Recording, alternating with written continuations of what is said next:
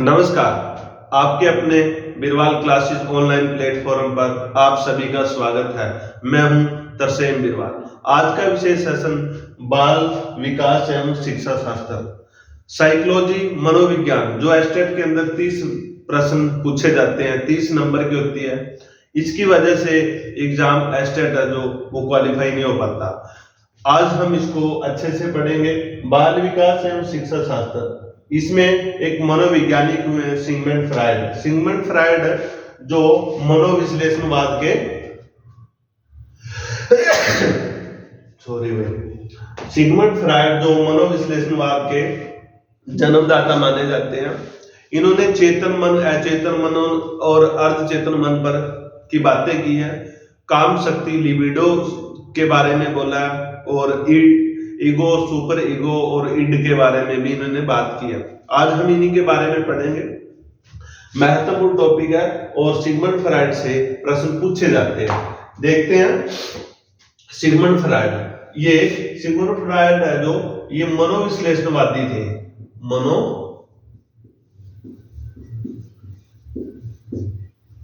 मनोविश्लेषणवादी थे। मनोविश्लेषण का सिद्धांत दिया इन्होंने। पूछा जा सकता है प्रश्न साइकोलॉजी के अंदर, मनोविज्ञान के अंदर, कि मनोविश्लेषणवाद का सिद्धांत किनके द्वारा दिया गया? सिगमंड फ्रायड के द्वारा दिया गया। और इसके बारे में पूछा जा सकता है कि इनका जन्म कब हुआ। ये 1856 से 1939 तक, मतलब 1856 में जन्म हुआ और 1939 के अंदर इनकी मृत्यु हुई। जन्म इनका जन्म चेक गणराज्य में हुआ। चेक गणराज्य में हुआ और मृत्यु इनकी ब्रिटेन के अंदर हुई। मृत्यु ब्रिटेन के अंदर हुई। ये वैसे इतना पूछा तो नहीं जाता, लेकिन कई बार पूछ सकते हैं। जन्म इनका चेक गणराज्य में और मृत्यु ब्रिटेन में हुई। ऑस्ट्रिया से भी संबंध माना जाता है इनका। और उसके बाद इसकी कुछ विशेषताएं हैं।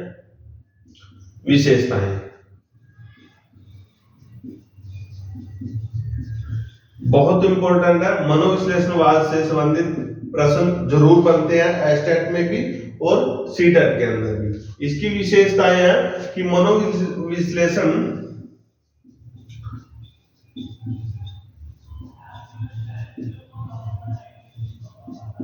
मनोविश्लेषणवादी विचारधारा के जन्मदाता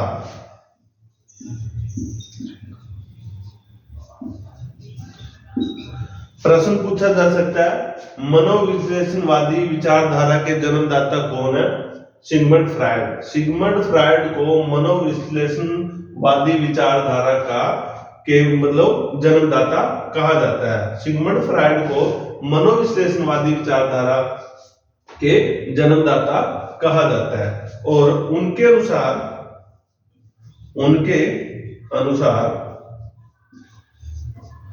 मानव व्यवहार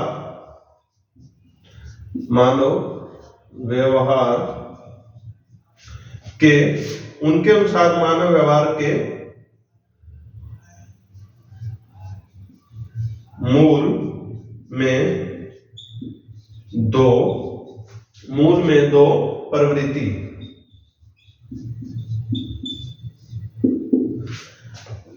जो सिगमंड फ्रायड है उनके अनुसार दो मूल प्रवृत्ति है। कौन कौन सी है? एक है जीवन मूल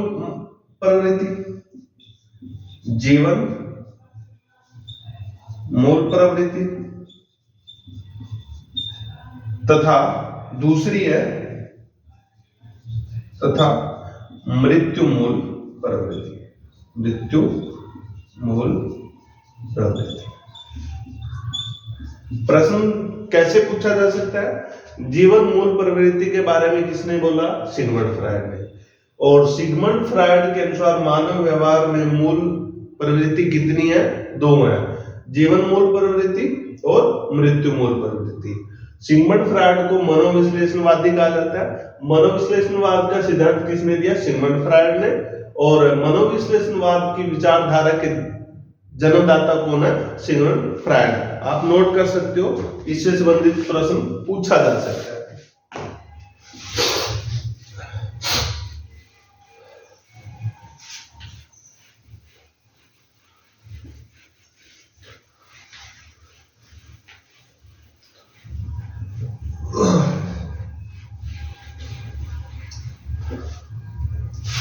उसके बाद है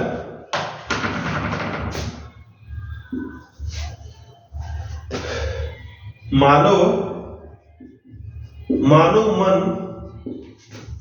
के आकार में, मानव मन के आकार में चेतन, अचेतन, मानव मन के आकार में चेतन, अचेतन तथा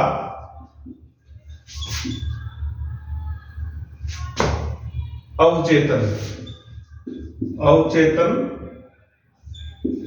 मन पाए जाते हैं।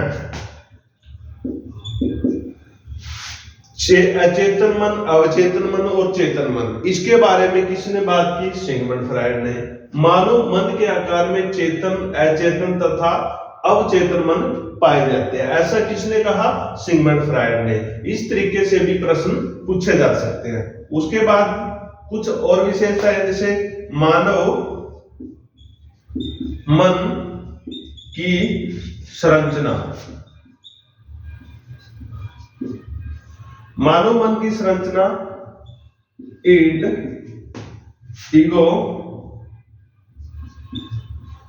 ईड, ईगो और सुपर ईगो, सुपर ईगो से होती है। इड, ईगो, सुपर ईगो की बात किसने की? सिगमंड फ्रायड ने।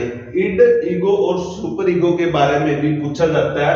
चेतन मन, अर्धचेतन मन और अवचेतन मन के बारे में भी पूछा जाता है। तो मानव मन की संरचना इड, ईगो, सुपर ईगो से होती है और मानव व्यवहार का केंद्र बिंदु काम को माना गया है। आपसे प्रश्न पूछा जा सकता है कि सिगमंड फ्रायड के अनुसार किसको केंद्र बिंदु माना गया? मानव के व्यवहार को केंद्र बिंदु माना गया। काम शक्ति के बारे में किसने बात की? सिगमंड फ्रायड ने, जिसको नाम दिया लिबिडो। अब आपसे प्रश्न पूछा जा सकता है कि चेतन मन, अचेतन मन, अवचेतन मन, इनकी कुछ विशेषताएं जो हम पढ़ेंगे, इसके बारे में पूछा जा सकता है। ईड, ईगो, सुपर ईगो के बारे में पूछा जाएगा कि ये ईड में क्या आता है, ईगो में क्या आता है, सुपर ईगो में क्या आता है। और मानव व्यवहार का केंद्र बिंदु किसको कहा गया? काम को कहा गया। इसके बारे में भी अच्छे से पढ़ेंगे और ये बहुत इंपॉर्टेंट बिंदु है जो प्रश्न एग्जाम में पूछे जाते हैं।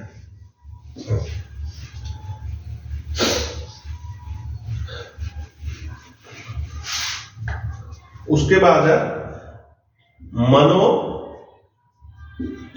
विश्लेषणवादी।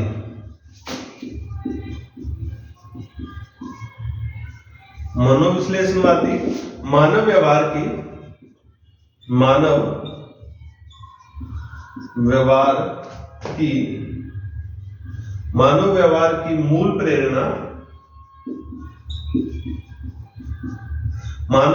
मूल प्रेरणा, काम है। सिगमंड फ्रायड के अनुसार मानव व्यवहार की मूल प्रेरणा क्या है? प्रश्न पूछा जा सकता है। सिगमंड फ्रायड के अनुसार मानव व्यवहार की मूल प्रेरणा क्या है?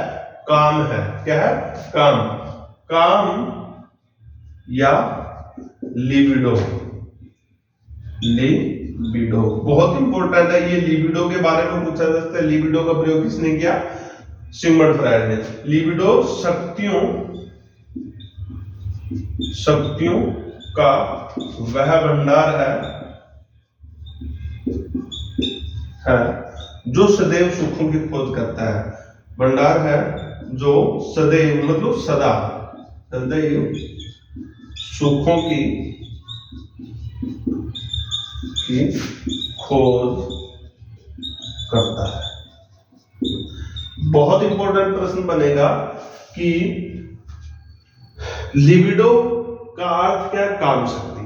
शक्तियों का भंडार क्या है? कौन है? लिबिडो। और कि मतलब कौन सदैव सुखों की खोज करता है? किसमें? लिबिडो के अंदर। सिगमंड फ्रायड ने मतलब क्या कहा कि मानव व्यवहार की मूल प्रेरणा काम है। ऐसा किसने कहा? मानव व्यवहार की मूल प्रेरणा काम है, सिगमंड फ्रायड ने। और काम या लिबिडो शक्तियों का वह भंडार है। काम या लिबिडो शक्तियों का वह भंडार है जो सदैव सुखों की कामना करता है, सुखों की खोज करता है। सदैव सुखों की खोज कौन करता है? लिबिडो या काम। इस तरीके से आपसे प्रश्न पूछा जाएगा। ये जो डेफिनेशन है या विशेषताएं है यह डायरेक्ट पूछी जाएगी। इन्हीं से संबंधित आपको प्रश्न देखने को मिलेगा। जहां भी आपको ईगो, सुपर ईगो, चेतन, अर्धचेतन, अवचेतन और काम या लिबिडो के बारे में पूछा जाए, आप डायरेक्ट सिगमंड फ्रायड कर सकते हो और एग्जाम में देखने को आपको जरूर मिलेगा। उसके बाद है, अब आते हैं हम और इंपॉर्टेंट बिंदु पर। इसके कुछ सिद्धांत है। सिद्धांत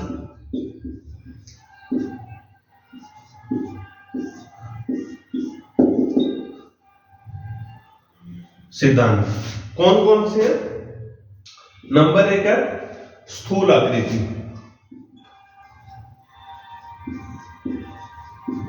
स्थूल आकृति, इसको और क्या कहा जा सकता है? आकारात्मक संरचना। आकारात्मक संरचना। आकारात्मक संरचना। नंबर 2 स्थूल आकृति। इसके अंदर हम पढ़ेंगे चेतन मन को, अचेतन मन को, अर्धचेतन मन को। उसके बाद है गत्यात्मक। गत्यात्मक या संरचनात्मक। गत्यात्मक या संरचनात्मक संरचना। उसके बाद नंबर 3 है मनोलैंगिक।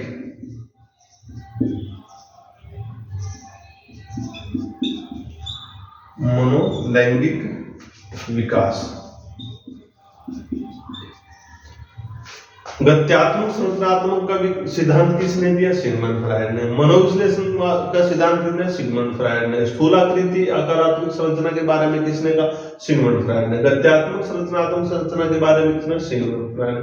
मनोलैंगिक विकास के बारे में किसने कहा? सिगमंड फ्रायड ने। इस तरीके से आपसे प्रश्न पूछा जा सकता है।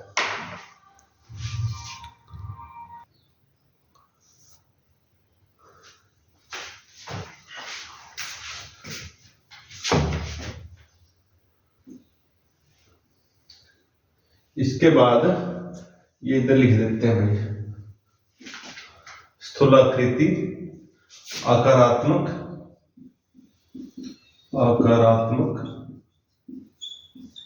संरचना,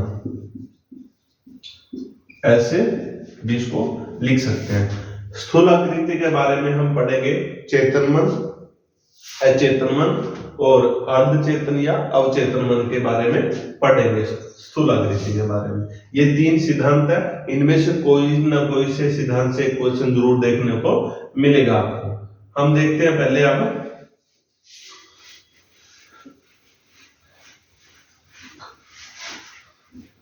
नंबर 1 देखते हैं हम स्थलाकृति के अनुसार। स्थलाकृति के अनुसार, स्थलाकृति के अंतर्गत सिगमंड फ्रायड ने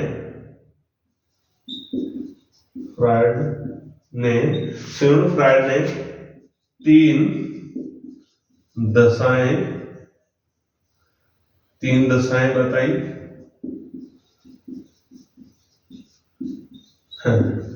प्रश्न सीधा पूछा जा सकता है कि स्थलाकृति के अनुसार सिगमंड फ्रायड ने कितनी दशाएं बताई? 3 दशाएं बताई। कौन कौन सी? नंबर एक है चेतन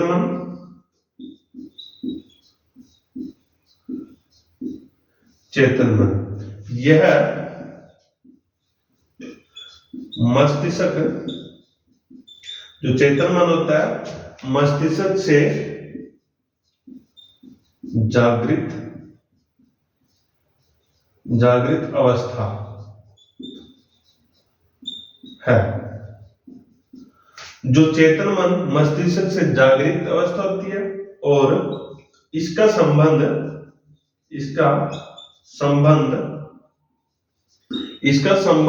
वर्तमान तथा वास्तविकता से होता है। इसका संबंध वर्तमान अवस्था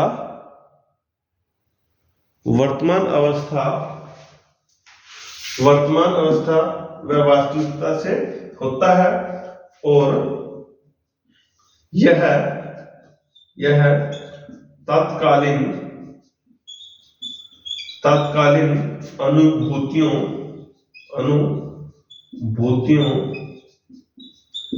को प्रस्तुत करता है।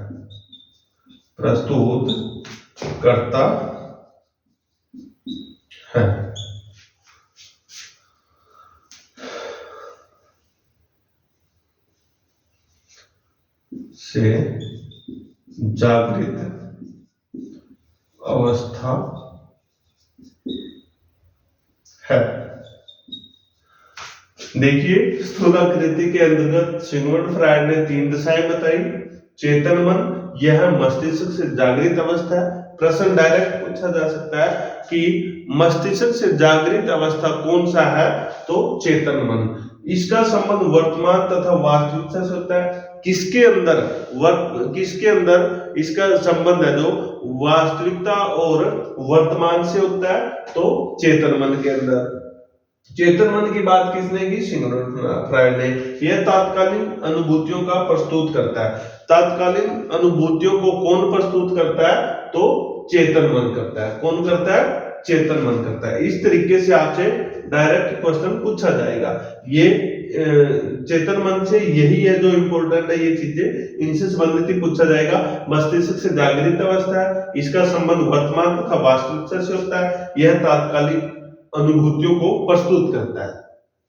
आप नोट कर सकते हो।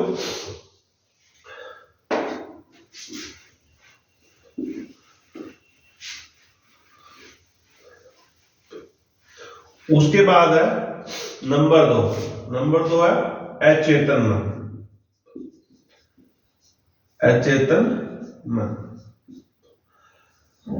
अचेतन मन कटु अनुभूतियों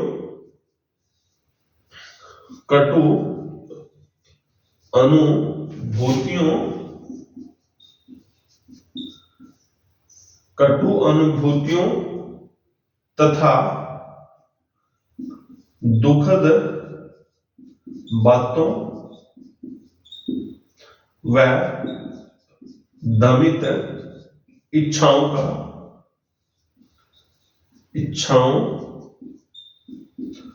का भंडार।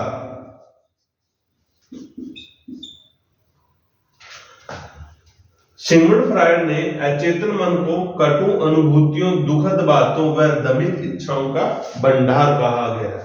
पूछा जा सकता है कि दमित इच्छाओं, कटु अनुभूतियों और दुखद बातों, इनका विश्लेषण या इनके बारे में किस मन के अंदर कहा गया? अचेतन मन के बारे में। यह सीधा डायरेक्ट पूछा जा सकता है। कटु अनुभूतियों, दुखद बातों में दमित इच्छाओं का भंडार है, ये किसने कहा?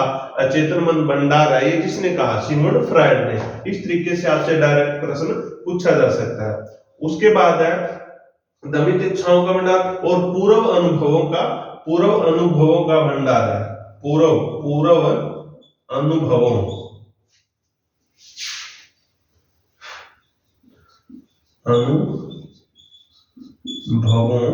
का भंडार। पूर्व अनुभवों का भंडार कौन है? अचेतन मन। उसके बाद असामाजिक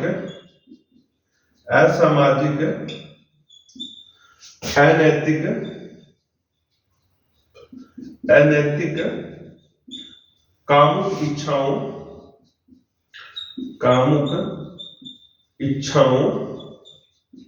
का भंडार। कामुक इच्छाओं का भंडार।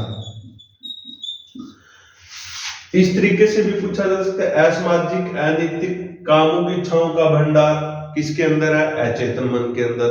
और चेतन मन के अंदर क्या था? मस्तिष्क से जागृत अवस्था है, इसका संबंध वर्तमान तथा वास्तविक से होता है।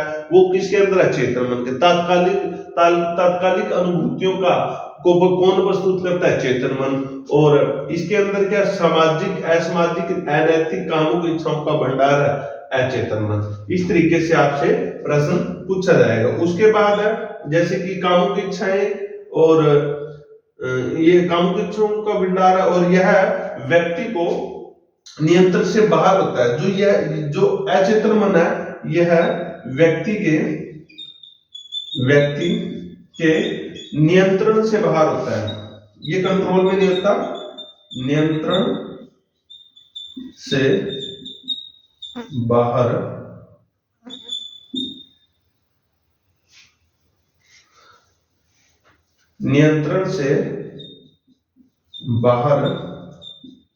होता है। यह चेतन मन के ठीक विपरीत है। और आप नोट कर सकते हो,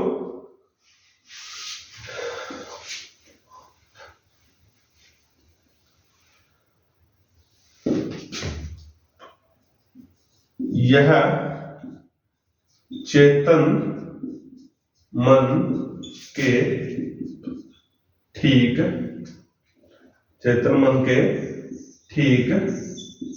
विपरीत है। पूछा जा सकता है कि चेतन मन के ठीक विपरीत कौन है? अचेतन मन। और उसके बाद है सिगमंड फ्रायड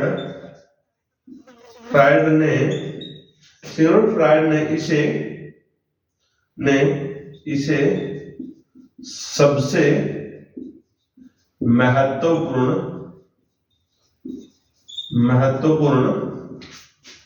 सिगमंड फ्रायड ने इसे सबसे महत्वपूर्ण माना है। डायरेक्ट प्रश्न पूछा जा सकता है कि सिगमंड फ्रायड ने किस मन को सबसे महत्वपूर्ण माना है? अचेतन मन को। क्योंकि अचेतन मन है जो इसमें कटु अनुभूतियों, दुखद बातों, दमित इच्छाओं और ये नियंत्रण से बाहर होता है, और कामुक इच्छाओं का भंडार है। इसके कारण इसे सबसे महत्वपूर्ण माना है। उसके बाद है नंबर 3 पर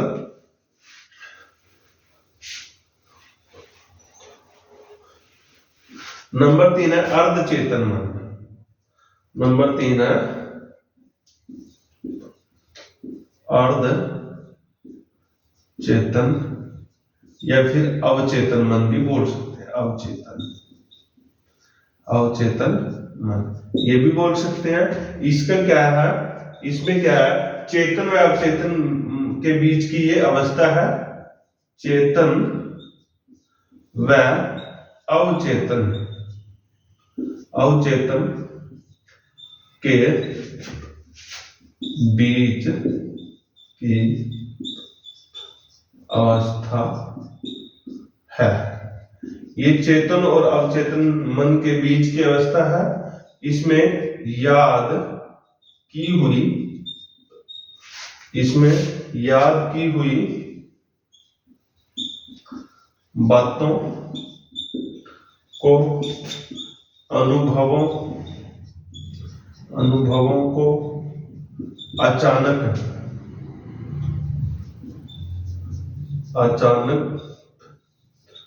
भूल जाना, अटक जाना, हकलाने से है, हकलाना, हकलाना। लेकिन प्रयास करने पर उन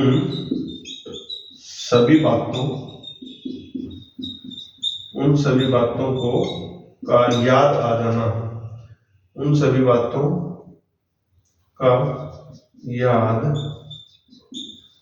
आ जाना, अर्थात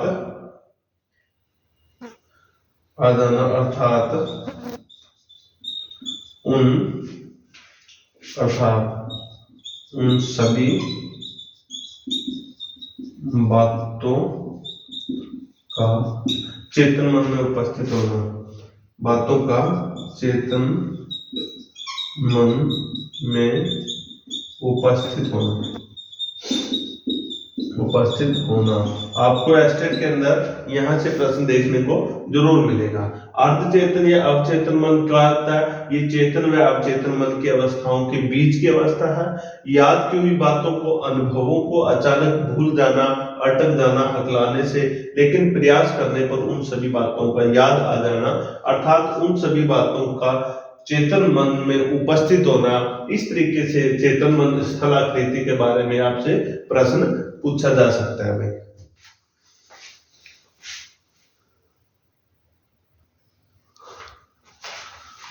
उसके बाद है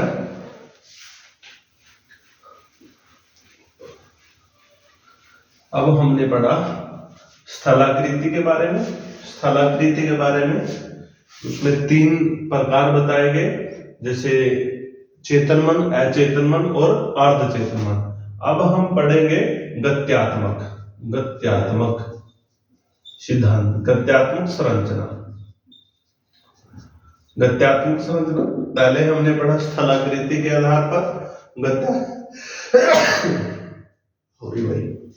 गत्यात्मक संरचना के अंतर्गत गत्यात्मक संरचना के अंतर्गत सिगमंड फ्रायड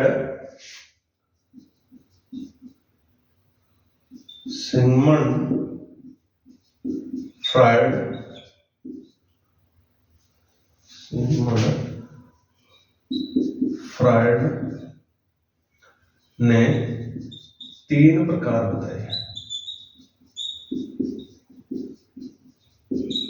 देखिए, स्थलाकृति के अंदर भी 3 प्रकार थे और गत्यात्मक संरचना के अंदर भी 3 प्रकार है। सबसे पहला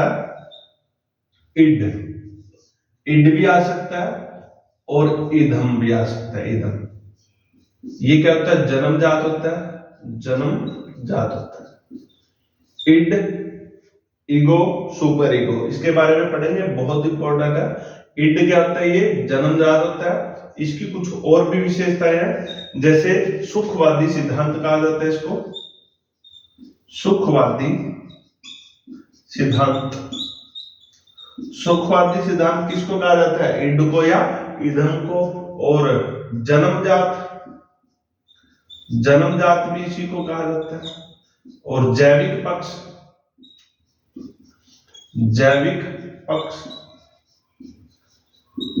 पक्ष भी, और इच्छाओं का भंडार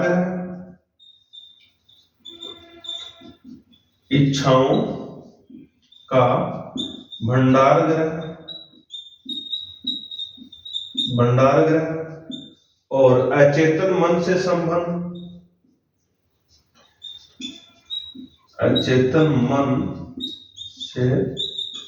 संबंध, अनैतिक अपराध कार्य, अनैतिक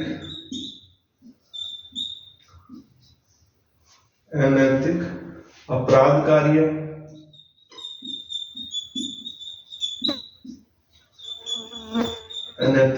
कार्य, और मनुष्य के अंदर दानव,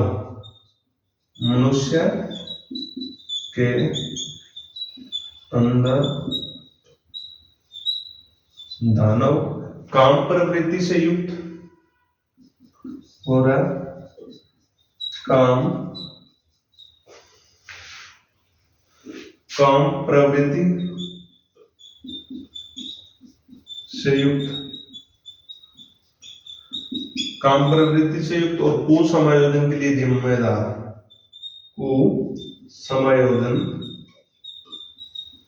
कुसमायोजन के लिए जिम्मेदार। देखिए, गत्यात्मक संरचना के अंतर्गत सिगमंड फ्रायड ने इसके 3 प्रकार बताए। पहला है इड, इदम, बहुत इंपॉर्टेंट है, इससे प्रश्न पूछा जाएगा। सुखवादी सिद्धांत कौन सा है? इदम। जन्मजात सिद्धांत कौन सा है? इदम। जैविक पक्ष से संबंधित, इदम। इच्छाओं का भंडार ग्रह, इदम। किसको कहा जाता है? इदम को, अकॉर्डिंग टू सिगमंड फ्रायड। उसके बाद अचेतन मन से संबंध किसका है? इदम का। ऑप्शन में आएगा इदम, अहम और परा अहम, लेकिन अचेतन मन से संबंध किसके साथ करेंगे हम? इदम से। और अनैतिक अपराध कार्य, अनैतिक रूप से अपराध के कार्य करने से संबंधित कौन है? इदम।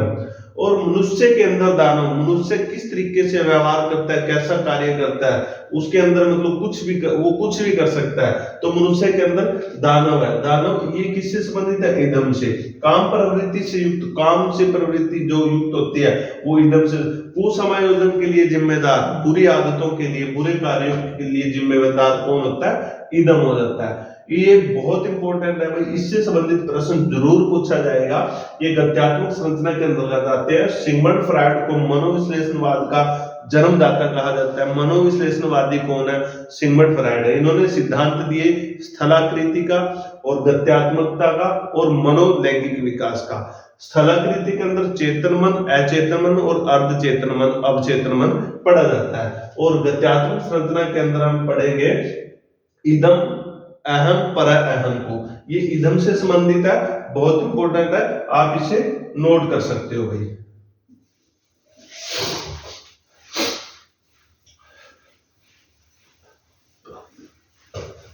इसके बाद हम पढ़ते हैं, हमने पढ़ा इदम को, अब ईगो। नंबर 2 है ईगो, या इसे अहम भी बोल सकते हैं, अहम। वो जन्म जाता है, ये 1 से 2 वर्ष, इसका संबंध 1 से 2 वर्ष से है। और इसके अंदर क्या क्या विशेषता है? वास्तविक सिद्धांत है, ये वास्तविक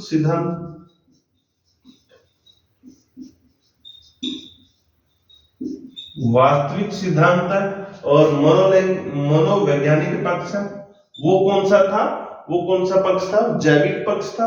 ये मनोवैज्ञानिक पक्ष है, मनोवैज्ञानिक है। मनोवैज्ञानिक पक्ष चेतन मन से संबंध है, उसका किससे था? अचेतन मन से संबंध। और इसका अहम का संबंध किससे है? चेतन मन से। इसका चेतन मन से संबंध है।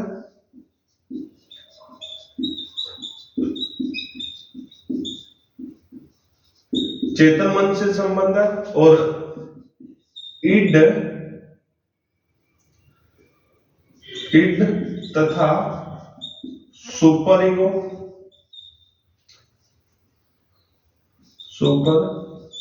ईगो के बीच संतुलन का कार्य है। इड तथा सुपर ईगो के बीच का संतुलन कार्य है, मनुष्य के अंदर मनुष्य है और मनुष्य के अंदर मनुष्य है। उसमें क्या था? मनुष्य के अंदर दानव, और इसमें क्या है? मनुष्य के अंदर मनुष्य है, मनुष्य के अंदर मनुष्य है। और समायोजन की अवस्था, समायोजन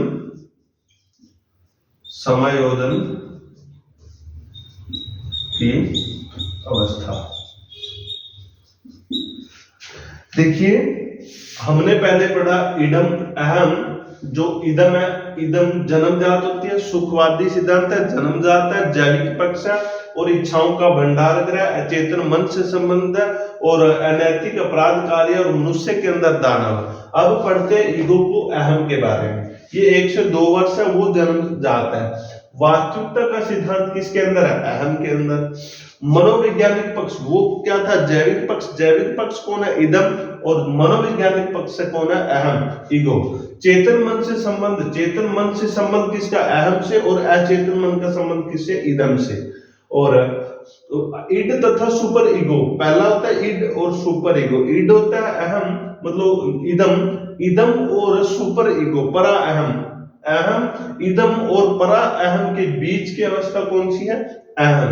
इड तथा सुपर ईगो के बीच का संतुलन कार्य, इन दोनों के संतुलन का कार्य अहम करता है। मनुष्य के अंदर मनुष्य, और उसके अंदर क्या था? मनुष्य के अंदर दानव। और ये क्या है? समायोजन की अवस्था है। वो क्या थी? कुसमायोजन के लिए जिम्मेदार थी, और ये समायोजन की अवस्था है। आपसे इसमें से डायरेक्ट क्वेश्चन पूछा जाएगा। आप बेसिक से पहले एग्जाम उठा करके देख लो, इससे संबंधित सिगमंड फ्रायड से संबंधित प्रश्न जरूर पूछा जाता है, क्योंकि मनोविश्लेषणवादी है जो इसने मन और चेतन मन इत्यादि के बारे में बताया, ये हमारे से जुड़ी हुई चीजें हैं। यही व्यवहारिक जो भी ज्ञान है वो उससे संबंधित प्रश्न जरूर पूछे जाते हैं, तभी ये इसके अंदर बहुत इंपॉर्टेंट माना जाता है। अब इसके बाद हम देखते हैं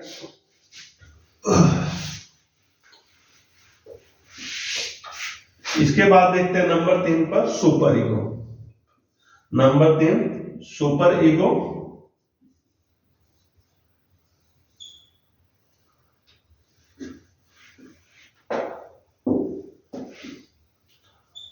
सुपर ईगो या फिर इसे परम अहम भी बोलते हैं।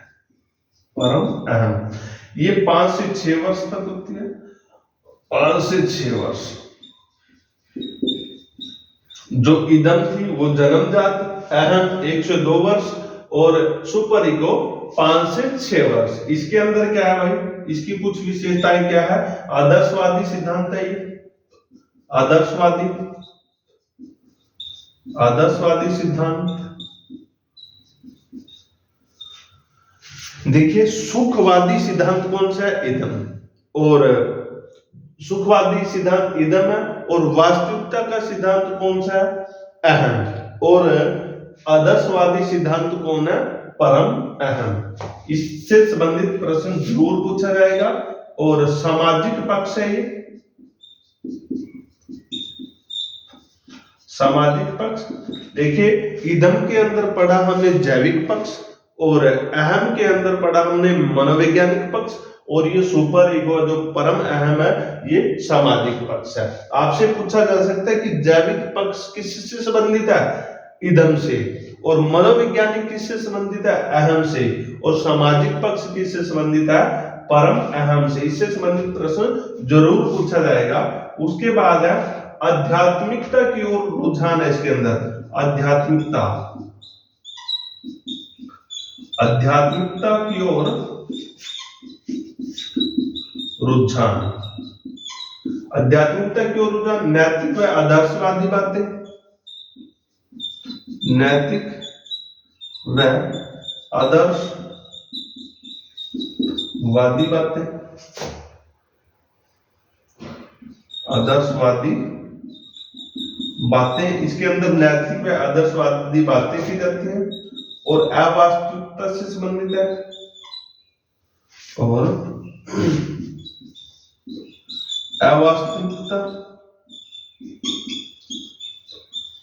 अवास्तविकता से संबंधित है।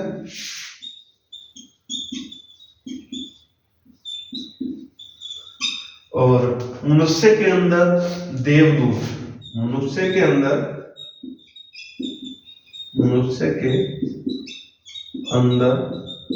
देवदूत।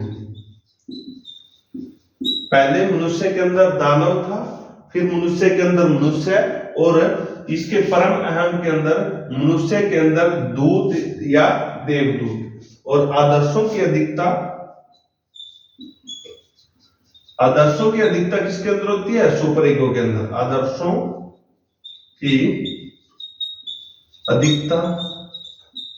आदर्शों की अधिकता और कुसमायोजन के लिए जिम्मेदार। कुसमायोजन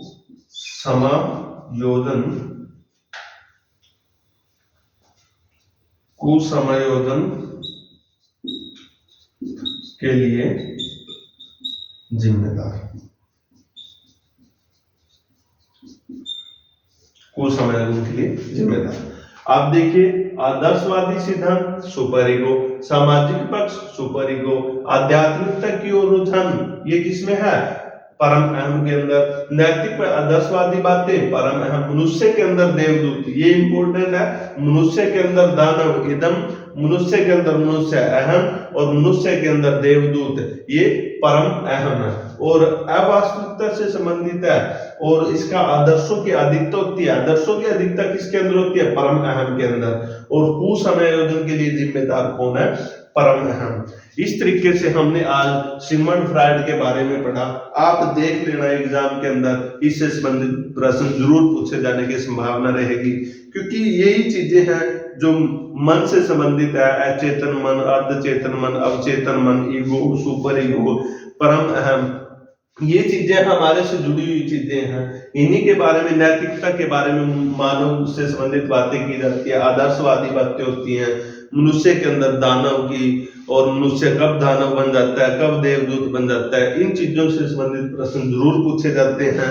और ये सिगमंड फ्रायड का मनोविश्लेषणवादी सिद्धांत सबसे इंपॉर्टेंट सिद्धांत है और इससे संबंधित प्रश्न जरूर पूछा जाएगा। आशा करता हूं कि आपको हमारी वीडियो देखने में जरूर अच्छी लगी होगी और आपको समझ भी आई होगी। और अगर इसी तरीके से हमारी वीडियो आपको समझ आ रही है तो प्लीज शेयर और सब्सक्राइब जरूर कीजिएगा। और अगर आप इसी तरीके से हमारी वीडियो को देखना चाहते हो और अपने जो एस्टेट के अंदर अच्छा स्कोर प्राप्त करना चाहते हो तो आप जुड़े रहिए हमारे साथ। आज के लिए इतना ही। जय हिंद, जय भारत।